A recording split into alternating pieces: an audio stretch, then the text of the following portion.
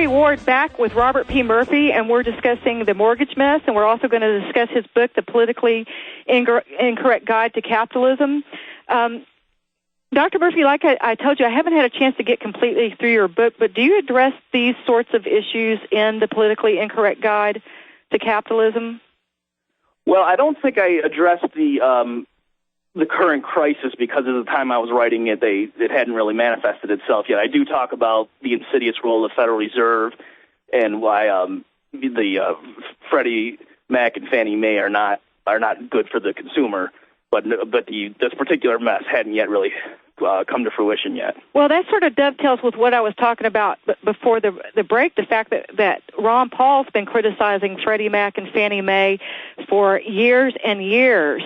And to what extent do you think that central planning, such as is encompassed in those kinds of agency, contributed to this problem? Well, I think it definitely contributed. We can argue about how much of this whole crisis was due to any particular factor, but clearly the government, through those agencies and then also through certain anti-discrimination statutes and other just policies of that nature, has encouraged mortgage lenders to give loans to people that really shouldn't have been getting those loans in the first place, or they shouldn't have been getting such large loans for the houses they were trying to buy. And so the government-sponsored enterprises of Freddie Mac and Fannie Mae, they, in a sense, were spreading the risk around, so they would go into the secondary market and buy mortgages, bundle them together, and then sell them off. And even though there was not a strict legal guarantee that the federal government's going to back them up, a lot of investors thought that if those things ever really did start tanking, the government would step in to rescue them.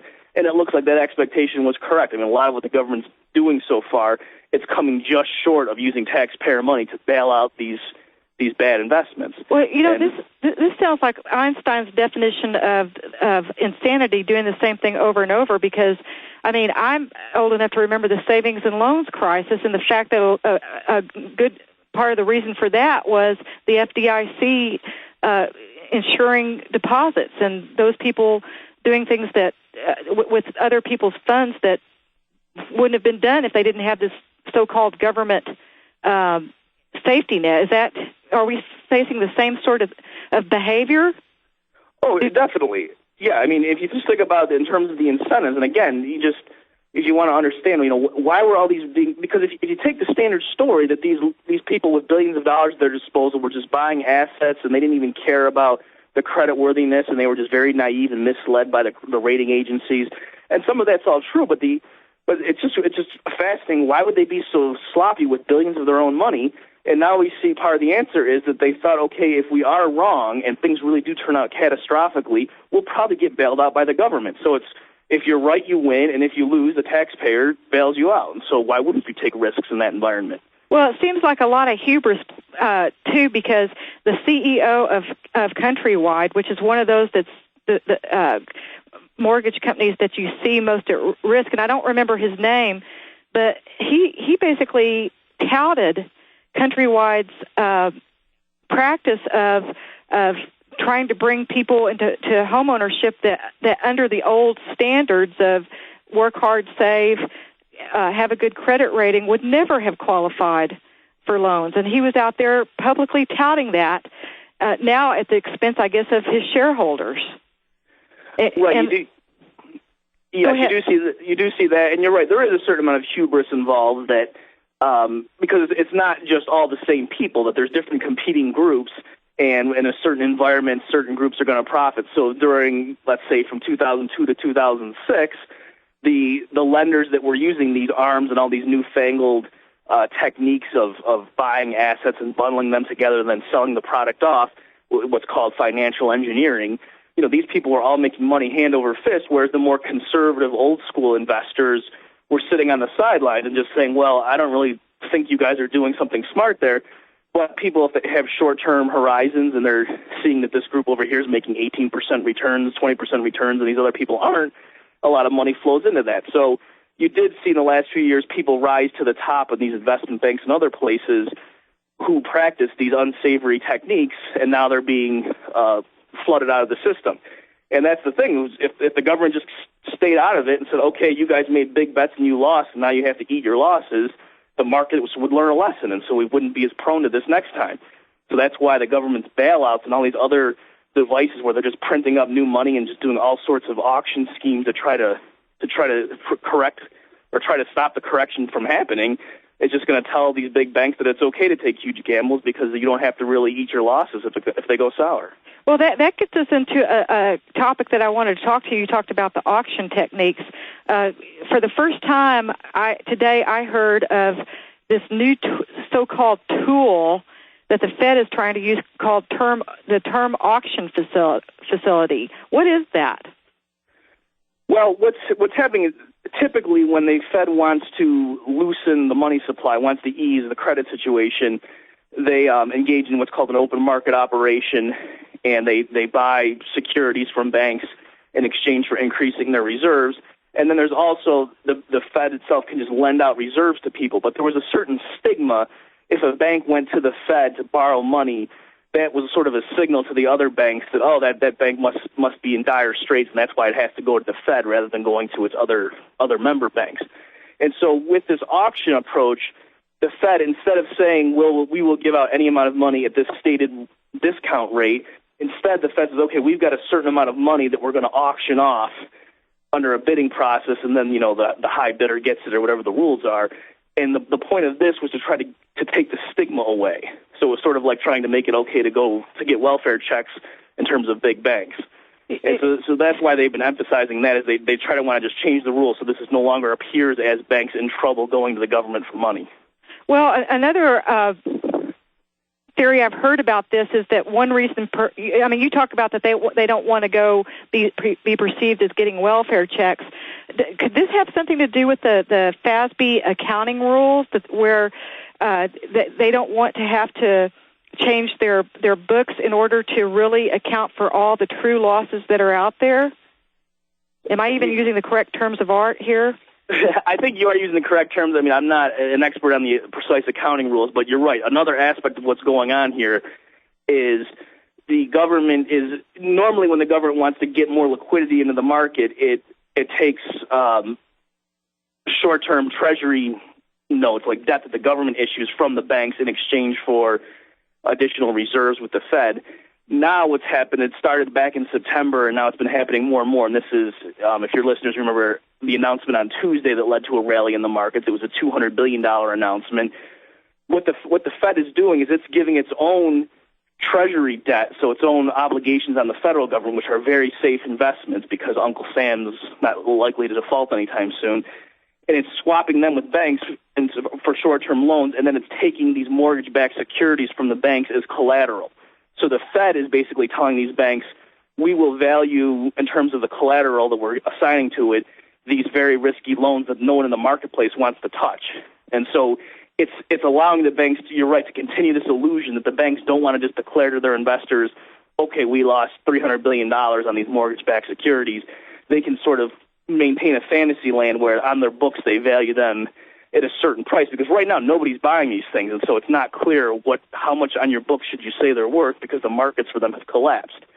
Well, and so you're right. So the issue is this is allowing the banks to continue this fantasy because the Fed's valuing them at this artificial price. Well, and talking about fantasies, this is supposed to be for 28 days. Do you really think it's only going to be for 28 days that they have this swap between the Feds and the banks? Well, right. No, like I say, it's been going on since September. So they're short-term loans, but yeah, they keep rolling it over. And so no, it's strictly speaking, it's a 28-day loan on each individual transaction, but no, the problem's not going to be solved in 28 days, and so the government's going to have to either continue doing it or it's going to have to do something else.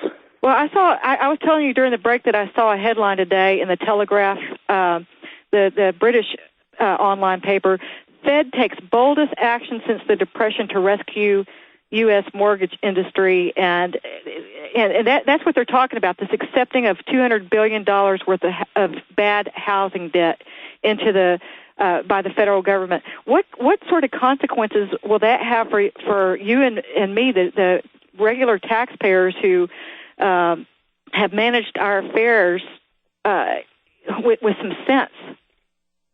Right. Well, what no one's really talking about here is what happens when these mortgage-backed securities don't perform, when people start defaulting? So I think a lot of analysts are just looking at it as, well, yes, a little bit different and a break from precedent, and I think that's why that headline referred to it being, the boldest move since the Great Depression, that they're accepting these mortgage-backed securities, because as I say, that's unusual for the Fed to be so specific about the specific asset class and saying, yes, we will honor that as collateral in exchange for us giving you government debt.